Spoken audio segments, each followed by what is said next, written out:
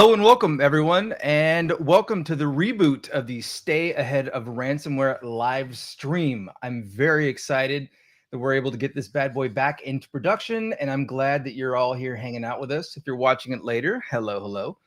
My name is Ryan Chapman. I am the author of SANS Forensics 528, Ransomware and Cyber Extortion. I also teach Forensics 610, Reverse Engineering Malware.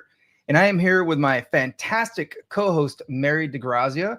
Mary and I have been working with one another for, I don't know how many years it is at this point, 7, 8, 9, I don't know. She is the second in charge of Forensics 528 teachings, and she also teaches Forensics 500, the Windows Forensic Analysis course. And Mary, I'll let you say hello. Hello. Hello. Excited to be here and back in the saddle again with the ransomware. And Ryan, I'm not sure you're aware yet, but I am also working on an AI course for digital forensics and incident response.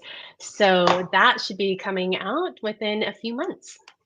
Very cool. I'm sure a lot of people will be interested in checking that bad boy out.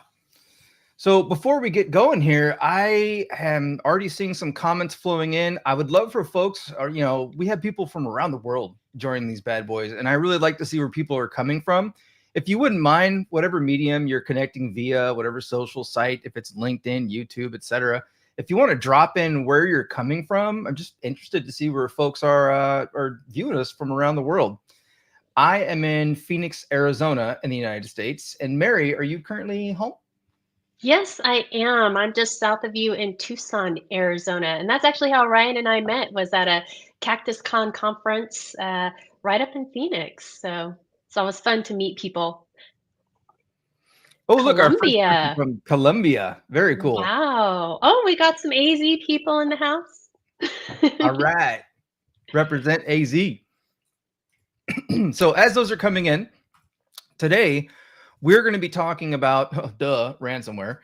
The whole idea of this live stream is to talk about, the current state of ransomware, what's going on, what's changing, what's staying the same, et cetera.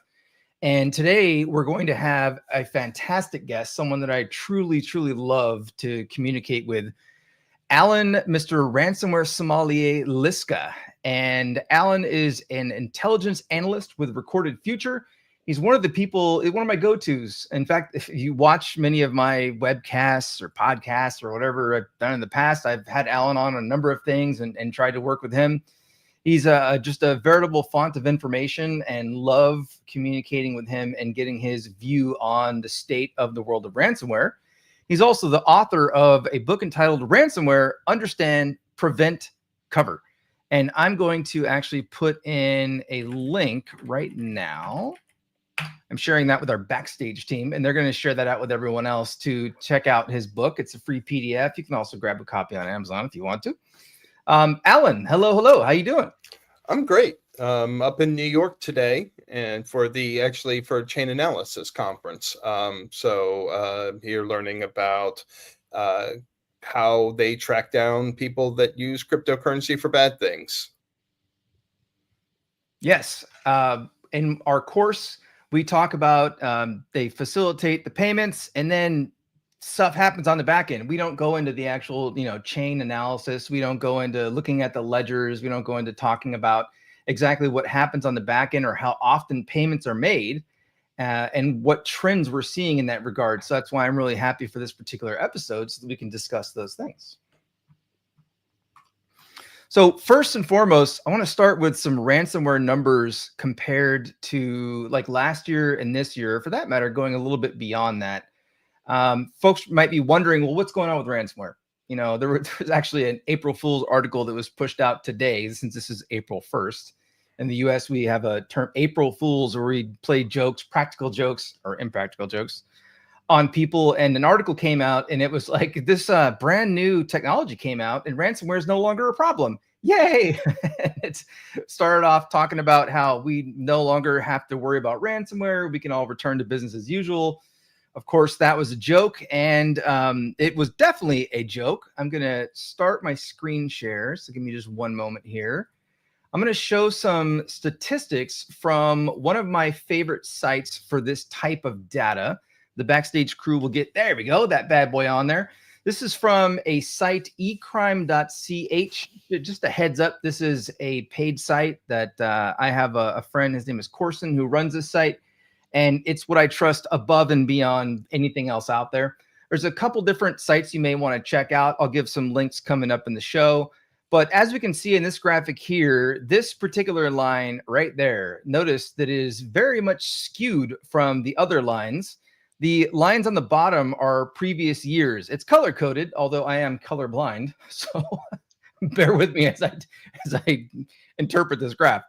But as you can see, the number of data leak site posts from the ransomware actors themselves has essentially skyrocketed from previous years.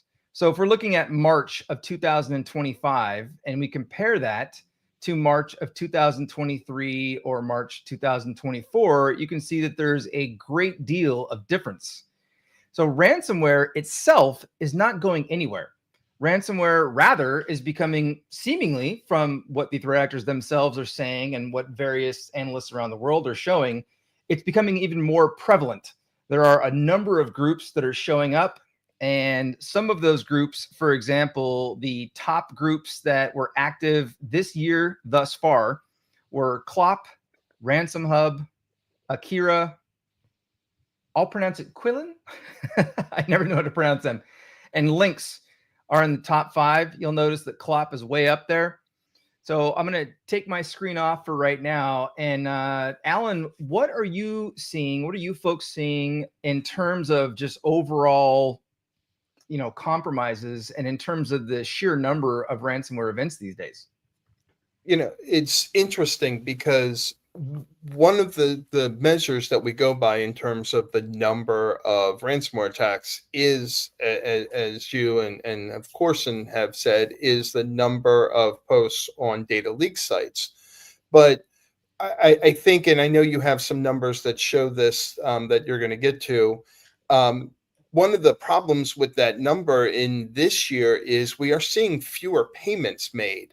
So we don't know if the number of attacks are up or just more people are making it to the data leak sites because fewer people are paying. And in fact, it's really interesting. So Clop, you mentioned, is probably the most prolific this year because of the Clio breach.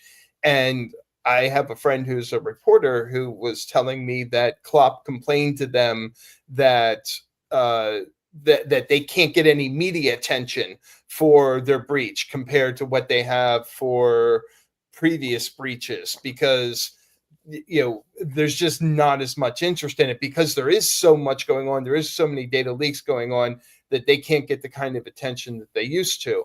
So it's really hard to gauge just from a quarter whether the number of ransomware attacks are significantly up or people are kind of wising up to, hey, maybe we shouldn't be paying these people, especially because we are seeing a significant increase in the number of ransomware attacks that are data leak only.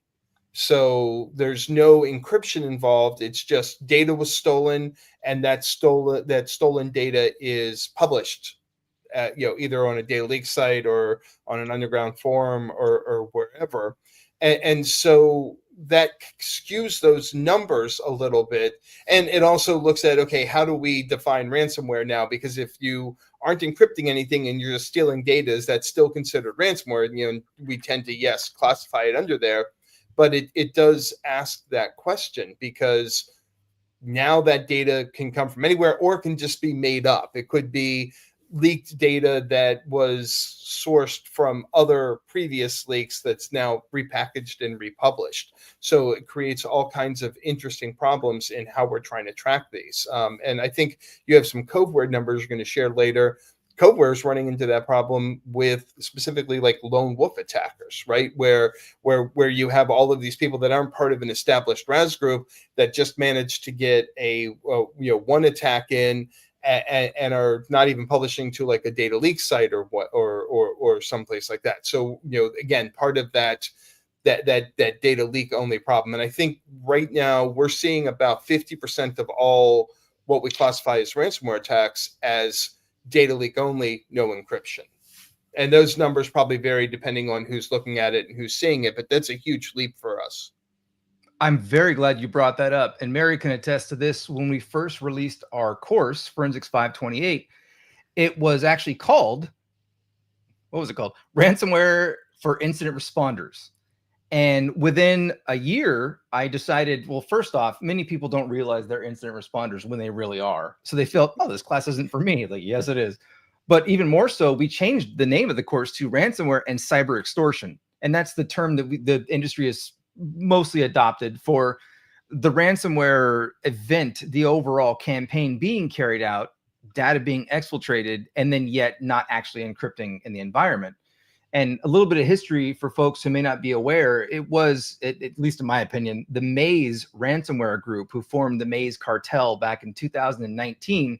They weren't the first ones to do it, but they were the first ones to popularize stealing data and then also using that as the second wave of extortion and holding the data over the head of their victims, saying, well, not only will you not be able to return to a working state faster, at least that's one of the claims, more on that coming up in our conversation, but also we have stolen a bunch of your data and we're going to leak that out. And they even put out a press release in July during, I guess that was 2020. Yeah, the COVID pandemic, of course. And they've said, hey, we know the world's in despair. We know that everyone is hurting, and we know that financial things are very, very tight right now. But and then they went on to say, essentially, they don't care. And that they're going to use the, they were like, yeah, everything sucks, but we're going to make it worse, pretty much.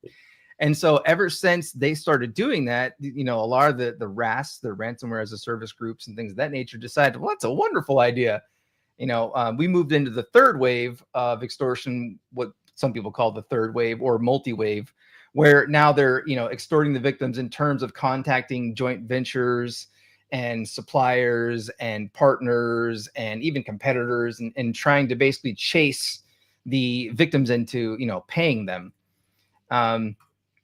You mentioned the Coveware article, so we can pop my screen back up here. This is a company called Coveware that does ransomware recovery, and they do, what's the term that I want? Negotiations, excuse me. And they see a lot of cases. They do see a slightly, like, their lens is a little more focused on companies that might actually be paying, because that's typically who will, the victim base that will contact them to engage in negotiations. So they have a blog that's really good. I like it quite a bit. And in February of this year, they released an article talking about law enforcement and their push on these ransomware groups and what that might be doing in terms of payments and in terms of whether they're being made or not. So one of the things that we see is that as we go into Q4 of 2024, the medium ransomware payment was down by 45%. That's just the payment. That's for people who made the actual payments, right? So in addition to that, we have, like, for example, articles from Chain Analysis. I'll bring that up actually right now. If you could pull my screen off, and I will make sure I have the right article up here. All right, we can pop it back on. This is an article from, that was posted the same day as the Covert article. February 5th of this year, 35% year-over-year decrease in ransomware payments. And, one of the things that this article basically outlines is that, first and foremost, payments are way down. We have here, and I'll zoom way in here. Oh, look at that guy. And we can look at the annual ransomware payments. This organization, Chain Analysis, they basically tracked ransomware wallets and payments going to those wallets. And when people submit the wallet IDs that they're being extorted, to basically pay, they're saying, well, we're seeing a very big change in the amount of money that's being provided to those wallets. So they're looking at it from the perspective of the crypto payments. You can see that there's a change. There's a delta here, a pretty big one from 2021, 2022. But then all of a sudden, it shoots way up. Let's go with that direction of an arrow. In 2023, only to then go much further down in 2024. So, Alan, what are you and your group seeing in terms of payments being made or not? And what are some of your, initial thoughts on the subject? Yeah. So, I mean, there are a couple of inciting incidents in there that mirror these trends. So in 2022, One of the things that we saw was with the Russian invasion of Ukraine, that disrupted the entire ransomware ecosystem. We saw a significant decrease for several months in the number of ransomware attacks and in the number of published events to data leak sites. Now, in the second half of the year, that kind of kicked back up. And then 2023 obviously was a terrible year for ransomware all the way around. But we go back to 2024, the thing that you saw, the two big inciting incidents that you saw were the Black Cat takedown, which happened in December, but really didn't go into effect until February, and then the Lockbit takedown. And that Lockbit takedown was really interesting because it was more than just, okay, you take them down and they go start up another ransomware. That was much more of a psyop. That was we're going to not just take you down, but we're going to make you a pariah in the underground community. And it was wildly successful.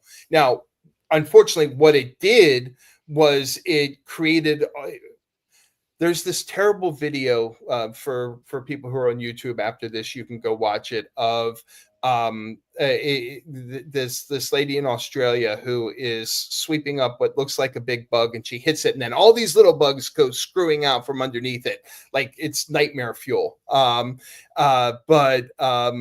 But that's kind of what we saw. Was Lockbit had 187 affiliates, and they all scurried off to either join up with other ransomware groups, which is why we see the rise of Ransom Hub, which, as far as I know, and you can correct me if I'm wrong on this, is the first ransomware group named after a porn site. And then again, going back to all of these lone wolves, all of these people who have decided they're going to be out on their own. But that caused enough disruption that for a while people just weren't making payments because they didn't know who they were dealing with. So like in our data on our back end, even as Lockbit decreased, like the main Lockbit decreased significantly, the number of Lockbit submissions to our sandbox increased because Lockbit code is leaked out there. And so all these lone wolf actors are like, well, I already know how to use Lockbit. When I set up my own ransomware, I'm going to just use Lockbit. And my poor intern has to go through all of these Lockbit submissions we get and find the new data leak sites and find out where they're actually pointing to and so on, so we can figure out what they're using, who they actually are, or who the person is behind them. And I think that's where we see this. But again, going back, we see that ransomware once again has regrouped has regrouped and is starting to take off again. We'll see whether or not that translates into more payments. And that's why whenever we do one of these takedowns, we need to follow Zombieland rules and double tap. I like that you mentioned that, including the fact that additional sanctions were put out, at least in the United States, where all of a sudden the Lockbit actors were known. They were identifiable. And so when new sanctions were put in place, then it becomes an issue of a legal question. Can you actually make that payment? Rather than a quite utilitarian decision of like, well, what's best if we make the payment or don't, in terms of the organization, the employees, the people who want to pay for them, et cetera, et cetera. And we've seen this type of thing, especially with like when Conti was leaked out back in, that was a while ago now, 2021 was it, or 22? One of those two. 2022. 22. Okay. We saw, I was working for a previous company at the time, and we saw this new threat actor that came out called Monty. So Conti with an M. And we thought, oh, is that actually like a semi rebrand, or is that, maybe some affiliates who went on their own, or is that just someone who's, using the Conti code? It turned out to be a combination of all the above, technically. But you start to see a lot of people getting their own ability to run ransomware, essentially, to run the back end, to run the C2 servers, to do they don't have to do a lot of development because they're just using what's been leaked out. And we saw a lot of that also with, we originally saw that, well, I would say probably the biggest one was Babook. And I don't even remember what year that was. But when the Babook ransomware source code, and this is pre-2020, this is a while back, was leaked out. And then all of a sudden you saw this crazy increase in all these little, I just called them splinter groups, basically, just like you're saying in that horrible video. You sweep one away, and then all of a sudden they're like, we have the ability to do this now. And now you fast forward to today, and for example, Babook actually came back as Babook 2.0, and they've been going at it pretty hard for a couple months now. They recently posted on one of the dark web forums and basically said, hey, we will actually allow you to license through us, or to basically just sell to you, I think, the actual leak page code, like everything you would need to run your own RAS group. So they took the model of ransomware as a service even further, not just saying, hey, you can lease this stuff out from us, but rather we'll just we'll sell you everything to get you a turnkey solution, essentially, like buying a kiosk that you throw into a mall for a business or something like that.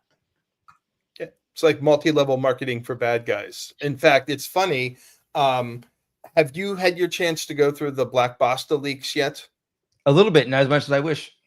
So one of the things that I found really funny about that is all of the people in those leaks who are trying to sell to the other affiliates different services and so on. So it's kind of like you sign up for Lululemon and you pay your $10,000, and then there's all these other people that come at you and go, hey, you can also do this to help you sell, and give me $5,000 and give me $3,000. And it's basically like the same thing where the affiliates are trying to sell each other service, because for some of them, they can't make any money actually carrying out ransomware attacks. So they make money by selling things to other affiliates. It's kind of like the gold rush selling, shovels and pickaxes. That's how you make the money, not actually going and digging for gold. So, Alan, go ahead. Yeah, I did have a question. You had mentioned, as part of this, there are a bunch of lone wolves that are going out and operating independently. And do you think part of that is they might, we're seeing this reduction in ransomware payment and ransomware payment amounts. Could it be then that these lone wolves or these kind of smaller groups are targeting smaller companies, like smaller to mid-size, versus a more orchestrated attack with more of an infrastructure against larger corporations? So the number of ransomware attacks are going up, but the price is going down because they're just targeting smaller groups as they're doing this. Yeah, I mean, we definitely see an increase in mid-market attacks. So that sort of 50 million to 3 billion range, but even smaller businesses as well. We see so many attacks these days against like dental offices or car dealerships or places like that. What we would consider a small business, but oftentimes in their communities, they're one of the largest employers. They may have 100, 150 employees. So we definitely see an increase in attacks against these kind of smaller businesses, which is problematic because they don't have the resources to be able to defend themselves. Absolutely. Some of those groups are more prone to actually make the payments because of that. Right, exactly. They don't have they don't have backups, right? They don't have an EDR. They can't get a contract with Mandiant or something like that in order to in order to come in and help the resolution. And if they don't pay, they go out of business. So so there is, maybe a smaller payment of $25,000, maybe $50,000, but for them, if they don't pay it, then they're done. If we could throw my screen up real quick, I grabbed 2 slides from our course to just talk about basically the pros and cons of paying, right? And you'll notice that the pros slide that we have up here, they all begin with could, that's italicized, as in, this might help you with the following, but it also might not. And the real meat and potatoes thing is in the cons that we'll get to in a moment. One of the pros is that it could overall cost less. But at the same time, even if you're making a ransomware payment, you're typically still initiating incident response. If you have the capability of pulling in an outside consulting firm, then you're probably paying that consulting firm or using a prepaid retainer or something of that nature, right? So the overall idea of, we'll just pay, get quickly back up and running, and then not have to worry about, additional costs down the line, regardless of whether you pay or not, the cost usually is, quite a bit more than just what you're paying in terms of the ransom. And we see that all the time. I think Coveware had a note on the Medium. Well, I don't want to misquote it, so I'll look it up and one of my screens off in a little bit. But they were talking about the general price of just dealing with ransomware, not even including the payment. And, it could help you recover data. Sure. It could expedite return to operations. Maybe. It could avoid additional loss of jobs or pay or even dissolution of the company. Maybe. And it could help save the company. Sure. But what it really comes down to are the cons. So, Mary, do you want to speak to, this is a slide from the class that, we have, and basically a lot of folks in the class wonder, well, should we pay the ransom? And I'll just say before Mary speaks to some of these items here, first and foremost, I never want to make a concrete, you should or shouldn't pay a ransomware payment. It's on a case-by-case, basis. In a perfect world, no one would ever pay ransoms ever again, and it would go away. Well, the threat actors would just move to something else, of course. But if no one paid ransoms, it wouldn't be a successful business model, right? But Mary, what are some of your thoughts on this slide that we cover? Yeah, absolutely. It's funny that you mentioned that because that is one of the first things that I tell clients when I'm on a scoping call with them and they're kind of working through and talking through whether or not they're going to do this. I'm like, even if you pay that ransomware, that doesn't mean you're going to be up and running overnight. A lot of times when the threat actors come in, not only are they launching ransomware, but they're uninstalling services, they're corrupting files as they go. Kind of, they're doing this prep before they launch that ransomware. And a lot of time that prep will break a lot of things. So even if you restore that server, it's not going to work usually. There's all these other, processes that it's not connecting into other servers. It's no longer talking to. So really at that point in time, it's just about the data and you're still looking at getting fully recovered up and operational or almost two, separate things. You have your data that's being restored and then you have your environment that's being restored.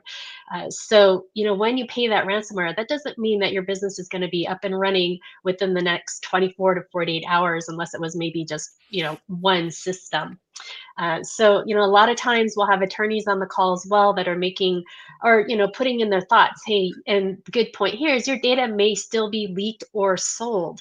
Just because you pay that ransomware, it doesn't necessarily mean that you are still not obligated according to the law to go through that notification process to, you're going to end up having the media attention that goes along with that, the notifications that go along with it. So paying that ransomware, it's not going to get rid of that either.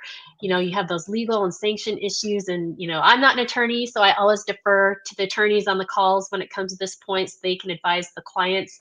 But because you pay that, that's not going to make that go away. And that may label you as a target. If they come in and they ransomware you, and that might make you more susceptible to that again in the future because they know, hey, you know what, this company here is okay with paying the ransom. They wanted it handled quickly and quietly and we were in and out, so let's keep them on our list and maybe we'll circle back in a year and see if they really did patch all those vulnerabilities they were supposed to at that point in time.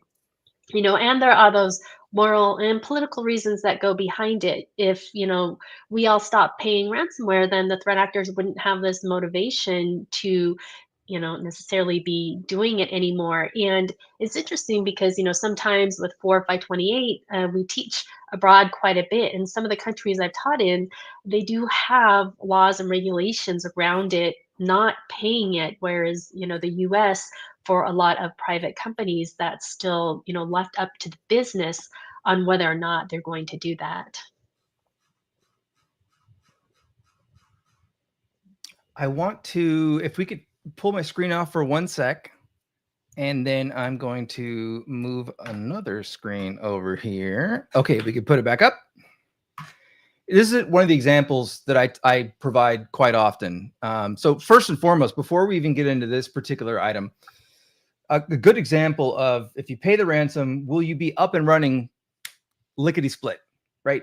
No, you're going to be provided typically a decryptor that has the key or keys required to decrypt the information, but sometimes they don't work at all.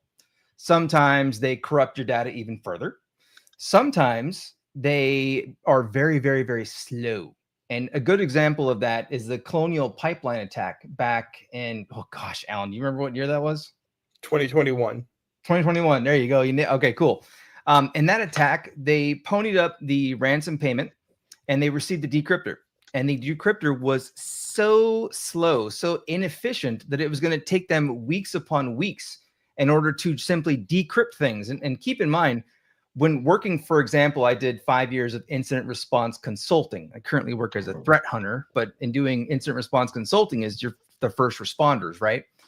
And we often would, tell the victim organizations, just a heads up, even if you pay the ransom and you receive a decryptor, it may be slow and it may not be written efficiently and things of that nature, if it even works for that matter. And we found a couple of cases like the Colonial Pipeline where the teams involved had to write their own decryptor and try to decrypt the data. And even after doing that, it took weeks to months to actually decrypt. This particular article that I have up here is from the HSE board, and it's highlighting the Conti cyber attack on HSE from 2021. And I'm going to scroll a little bit, so I apologize for the scrolling. I should have keyed up the page number. Give me a moment. Here you go. So in this particular article, and I'll give you a nice zoom level here, initial identification that Rutro, we have a problem, was in May of 2021. The decryption key was paid for and received by the 21st of that same month, right? So 7 days later. And then it took all the way until 6/14, which is a month later. 47% of servers are considered decrypted, with 51% of applications restored. And then you fast forward to 3 additional months from 9/21 of that year, when around 100% of things are then considered to be decrypted. So when people think that facilitating a ransomware payment is the quick and easy button, like, Staples in the US used to have the little easy button, you just press it and then all of a sudden your problems are solved. Like, that's not quite the case. And we've seen that in a number of situations. So I just wanted to mention that. We can pull the screen off now. Thank you. Alan, what do you, yeah, go ahead. Oh, I was also going to say a lot of times, like backing up of the data too, before even beginning that decryption process can take some time. I've worked a couple of cases where the decryptors have actually corrupted the data, and backups, they have to make this business decision. Are we going to take an extra week just to back up our data before we even start decrypting it? Maybe it's just the important data that they're going to focus on in order to back it up. But sometimes that can take quite a bit of time in and of itself, just to back up the data and get ready to the point to run that decryption tool. And as far as making decisions, first and foremost, many groups out there have cybersecurity insurance. The insurance organization will be the one typically to make the decision on whether or not they're going to facilitate a payment. So part of the whole, well, payments are down quite a bit, could be based on insurance decisions versus a first party decision. And then on top of that, let me go full screen here. All right, you can bring my screen back up, please. In February of this year, late February, we had a new sanction for the Lockbit ransomware group. February of 2024. My apologies. And so in terms of being able to make that payment, some of the cons are your moral obligation to, well, like Alan mentioned, the Russia-Ukraine war kicking off and then fewer payments going out for a variety of reasons. Now, on the other side of that, you have the legality of making that payment. And this is an example here of a press release essentially stating, well, hey, check this out. We know who these actors are. Here are their names. And we're going to take a number of their affiliates. It's 100+ affiliates. You may not basically make payments to them. And they have these programs and processes where you can get exemptions, but really it's very rare for them to go through. So as far as making the payments, the decision is not always literally up to the first party victim. What other thoughts do you have, Alan, on some reasons why we might be seeing the decline in payments, and what you think that means for the overall realm of ransomware going forward? Yeah, I do think that there is a problem with increased sanctions, which makes that the legal minefield much more difficult to navigate. So, because it's not just the groups, but it's also the companies that facilitate those payments. So, like, we've seen sanctions against cryptocurrency exchanges that help launder money for ransomware actors, etc. So it's not even just which groups you use, but what services you pay through, etc. So that slows it down. That slows down the process as well. It adds a new legal barrier to it, and yes, I think there's been generally frowned upon more so than in the past to pay a ransom. Now we still see some fairly big ransom payments, and I think that'll continue, especially with large disruptive events. But those large disruptive events are harder to come across. We have some questions in the chat. I'd like to address a couple of them. Let's see. One of them is, do you think the threat actors' posts are just backlogged attacks that they're just getting through, or active and current attacks? Alan, I'll let you start with that one. Eric, how are you, man? Great to hear from you. Hope you're doing well. It's so, I do think these are all current attacks. And the reason is that normally in January, we see a little bit of a lull. So we see somewhat of a slowdown of attacks in December. And so that translates to a 30-day lull in January, where we don't see as many posts. January was insane this year in terms of the number of posts you saw from the track that the graph that we posted at the beginning of this. But one of the things that I do think we have to remember, and we've talked about this broadly, and I know you all don't talk about it in your class this way, but the ransomware attacks that we see almost always involve multiple threat actors. So we have an initial access broker, and then we have the actual ransomware operator. Right now, because initial access brokering is so profitable for the bad guys, we see an increase in those, especially through leaked credentials being reused, exploitation, phishing, etc. Sort of all the common initial access vectors. And so because those initial access brokers are operating round the clock and independently of the ransomware operators, there's constantly new targets being posted for sale in underground forums, which means that there are always new targets for ransomware operators to go after. Thank you, Alan. Another question here from Kimberly. In general, do those that are hit with the ransomware seem to be those with poor cybersecurity hygiene? I would expect a pretty high correlation. So, Mary, what do you think on that one? Yeah, I would agree with that. But at the same time, the world of clients that I see tend to be, smaller to medium-sized clients. Because I'm a consultant, they're usually reaching out because they don't have an internal team. So my view might be a little bit biased, but typically that is what we see. And generally we'll see that initial infection vector, and then they don't have an EDR solution in place.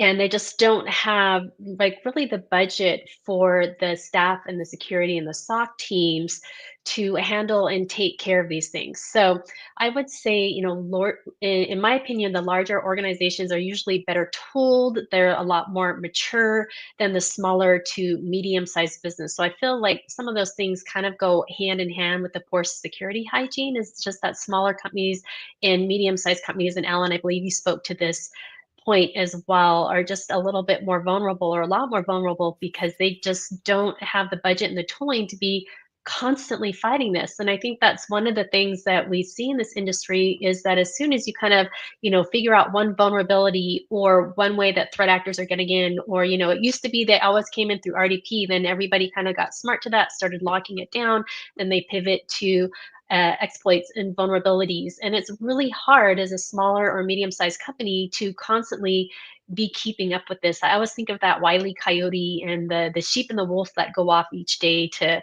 kind of fight each other, right? Companies just aren't tooled to handle and to constantly be fighting all of this all of the time like larger companies are.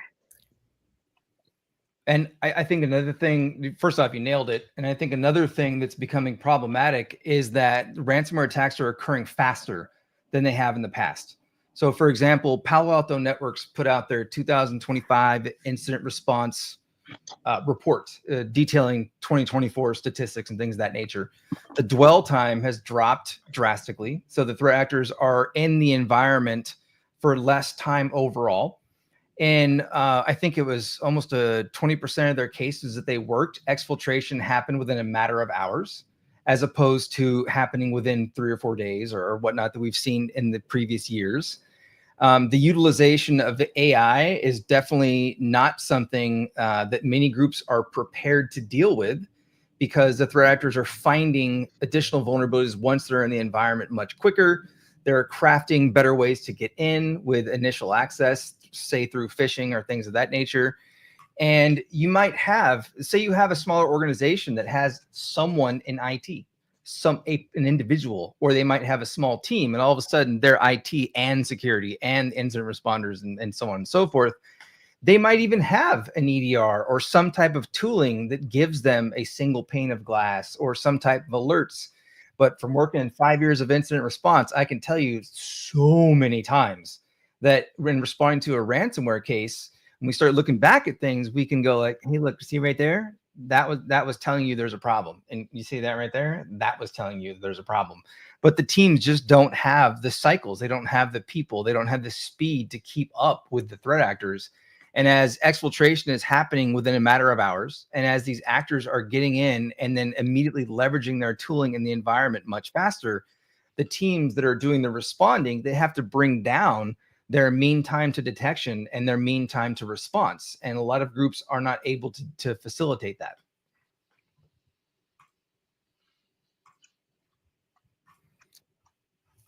Let's see here. I'm looking at the chain analysis article, and there's another thing that I wanted to mention here, and it is that the actual payments that went through in 2024 were actually much higher in the first 6 months of 2024. And there were some issues that may have led to some groups potentially not wanting to make those further payments. Like Alpha V, Black Cat, they did an exit scam after obtaining 22 million.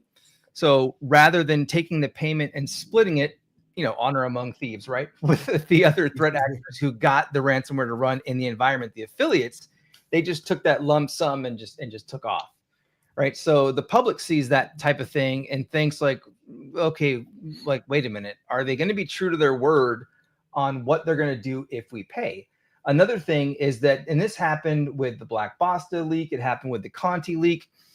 One of the primary things that many ransomware actors or groups say is that as part of your payment, we will destruct your data, right? We'll get rid of it. We will no longer have it. We won't hold on to it. We're not going to sell it. We're not going to release it.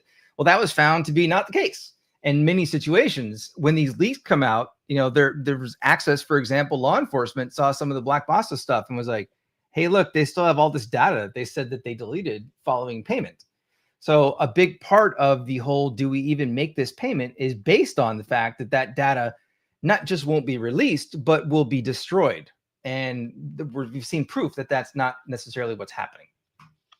Yeah, I mean, I caution people all the time that if you're going to make the decision to pay the ransom, understand that you are paying not to have the data posted to the data leak site.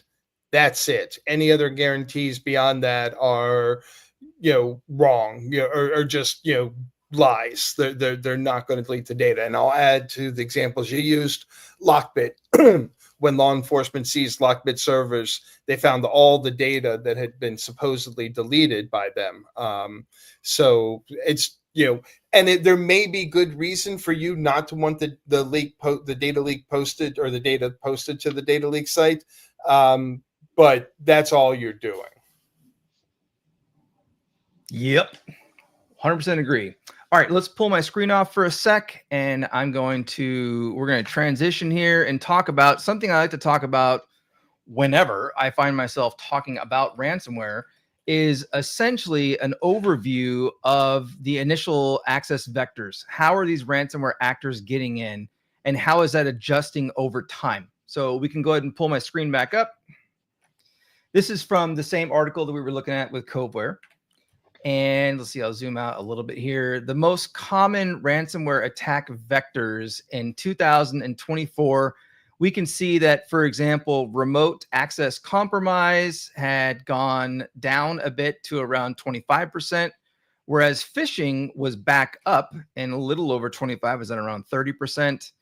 We have software vulnerabilities are showing as maybe not as big of a problem, but keep in mind that when a software vulnerability, especially if it does happen to be an actual 0-day, which is not as common as people think, there will typically be a massive campaign or series of campaigns that attack that one thing, and it then becomes large, but on the overall scale, it might seem a little smaller. Multiple vectors is now becoming more of a thing.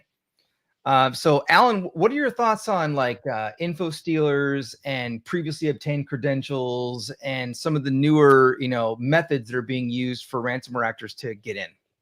Yeah, so we see a lot more info stealer activity than they show in the Coveware report, but everybody has a slightly different view based on the attacks that you're adjusting and seeing, and of course phishing and info stealers are pretty closely tied to each other.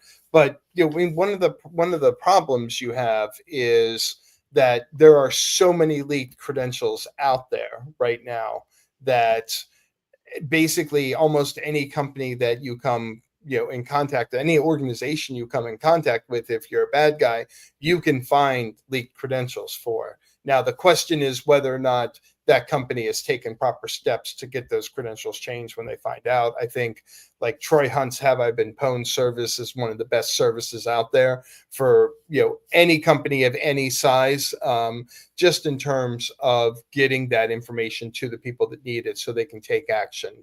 But definitely leaked credentials, phishing, always a problem. We were talking about AI earlier. One of the things that, and I think this ties in with the point you were making, Marie, is with AI-enabled phishing capabilities, one of the interesting things we're starting to see is phishing campaigns in languages that we haven't seen before. So sort of native Hungarian, Romanian, more of the Eastern Bloc countries, and some of the Asian countries where we haven't seen native language phishing attacks before. But AI makes it a lot easier to do that. And I think those companies are less secure by default because they haven't had the onslaught of targeting, but AI helps make that kind of equal opportunity. So tracking these phishing campaigns in significantly more languages than before has been a unique challenge, and one of the ways that threat landscape is expanding. I like that. If we could pull my screen off. I mean, I hope you don't like it. It seems pretty terrible, but I mean, I like your commentary on the matter. Yeah, I like that. That's wonderful.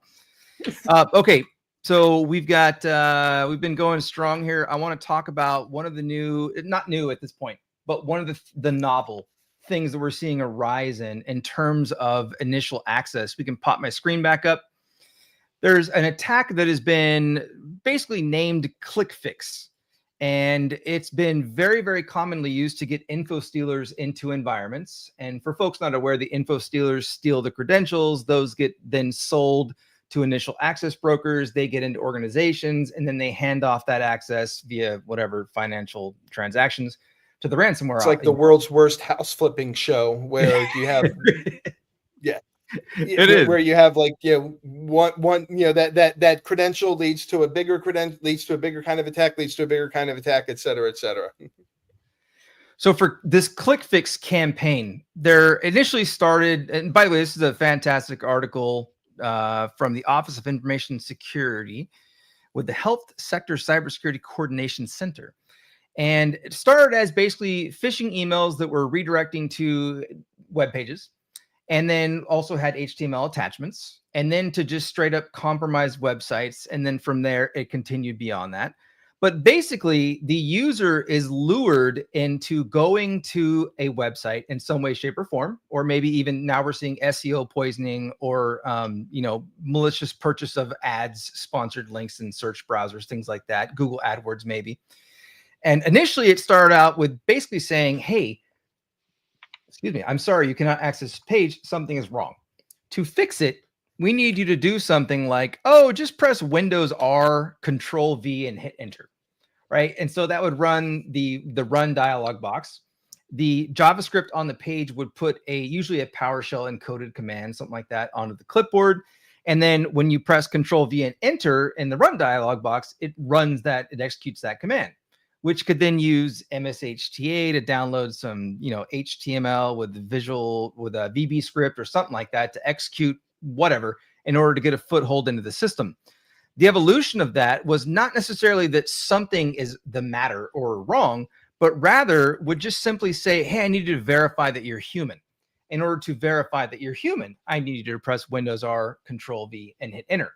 Now, to most of you that are watching from the IT space and with an IT background, you're thinking, that's ridiculous. Like, who would do that? You'd be amazed. It is such a successful tactic. It's ridiculous. Luma Stealer was using and is still using this for at least the past year now, and we see constant infections within the threat intel community. So if your security awareness training is not currently covering specifically ClickFix, i.e. teaching users don't press Windows R and then Control V and hit enter. Don't open a command prompt and put in a command that the web page has provided to your clipboard. Don't do these things. If you're not already doing that, you definitely want to start doing that because it's leading to more ransomware infections. And I believe it's just going to continue exponentially. Have you seen this much, Alan? Yeah, absolutely. In general, we see a rise in social engineering attacks of all kinds because they're easier to do. There's now a playbook for them. It's kind of like with the rise of ransomware. Ransomware has become kind of commoditized where there's a playbook for how to do everything. So even a new threat actor can get in. And we're starting to see that with social engineering campaigns as well, where there are these tools and these capabilities readily available for groups that want to get in and get started. I did a talk on info stealers for a cybersecurity awareness month back in October, and you can rent this kind of infrastructure for as low as $200 a month. For less than most people's car payment, you can potentially get hundreds of thousands of credentials. I'm not suggesting anybody listening do that. It's not career advice. I'm just saying that that's how easy it is. And Alan, what are you seeing? You were recently quoted in a discussion concerning the use of AI for phishing. And I know that Mary's got some great ideas and some stuff coming up that folks can participate in regarding AI and ransomware. So what do you have in that regard? So, I've already talked about the language, which is interesting in and of itself. And of course, being able to come up with slightly different versions of the same message to avoid detection by phishing detection programs. But also for social engineering, one of the things that I've seen interesting is social engineering attacks using the voice changing capabilities of AI. So, we're familiar with Lapsus and Scattered Spider using social engineering attacks. And that works because they're Western-based groups. So if somebody with a British accent calls you up at 2:00 in the morning and says they need your MFA token, you're groggy, you wake up, you're more likely to give it to them.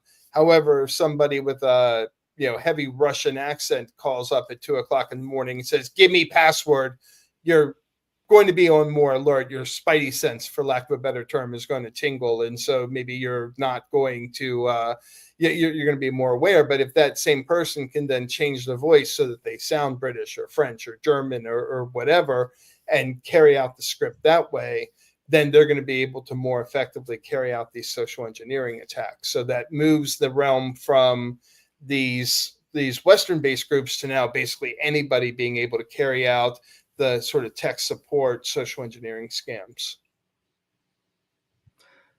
So Mary, if we could pop my screen back up, just want to mention to folks that we have the SANS Ransomware Summit 2025 coming up on Friday, May 30th. And Mary, we've got some fun stuff in terms of AI. What's going on?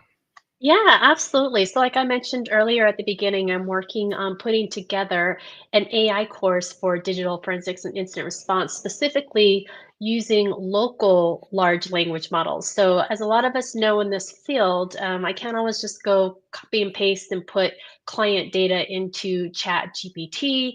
They do have an API that you can leverage on the back end where they're not supposed to share or include your training data. But for the most part, it can be really hard for us on smaller teams or one-off teams to leverage something where we don't know where that data is going. So we're going to have a hands-on workshop where I will walk through how to basically get up and running with your own, for lack of a better term, Chat GPT interface, but with a local language model where you are keeping everything on your system and within your control. So your data is not going out anywhere. You could be working completely offline with this and keeping everything consolidated and leveraging AI. So it's basically going to be the first workshop of the course that I'm teaching. And then the course is going to go even into more depth on how you can improve your workflows. So a little bit more than just, I know a lot of us are probably leveraging AI to help with code writing and automating tasks and doing research, but we're going to get even deeper than that,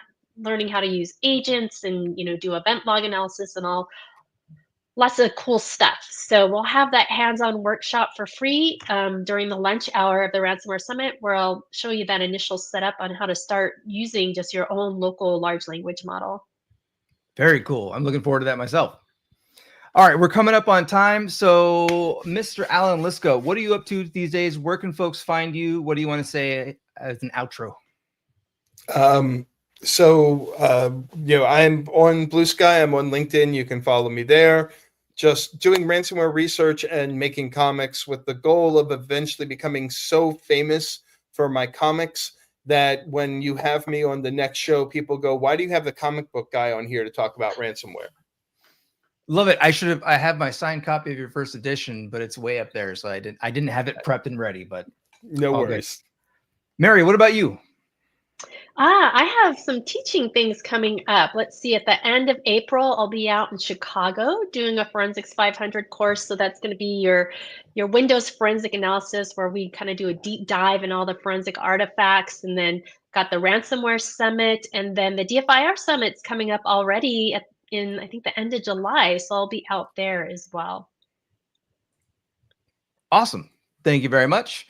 I have some teaches for Forensics 528. Of course, you can always take the on-demand version with me. But looks like my next class coming up, as I scroll to it, I didn't prepare while others were talking, is the DFIR Summit. Salt Lake City, I'll be doing a live online. July 26th is a start date. And then SANS Japan starting on September 7th. Very much looking forward to that. And of course, folks, please come hang out with us for the SANS Ransomware Summit. Alan doesn't know it yet, but I'm going to rope him into that too. He's been a pivotal cast member for the past couple of years in various ways, shapes, and form, including a former keynote. Yep, it'll be an honor. Awesome. So come hang out with us for that. I'm on Twitter, LinkedIn, but more importantly, Mary and I will be here the first Tuesday of each month at 1 p.m. Eastern time for this show, Stay Ahead of Ransomware. Big, huge, massive thank you. Big, huge, massive to Alan for joining me once again. Thank you so much. Thank you. I'm excited to be here. So you all are amazing, and I'm so glad this is back up and running. I'm looking forward to picking this up the first Tuesday of every month. Awesome. And Mary, of course, thank you for running as my co-host. I'll see you very soon. Thank you to everyone. If we didn't get to your questions, I will be checking YouTube and LinkedIn and seeing what I can still answer, probably a little bit later today, but I will get to those. We will get to those. So thank you all very much, and tune in next time. We'll see you all soon.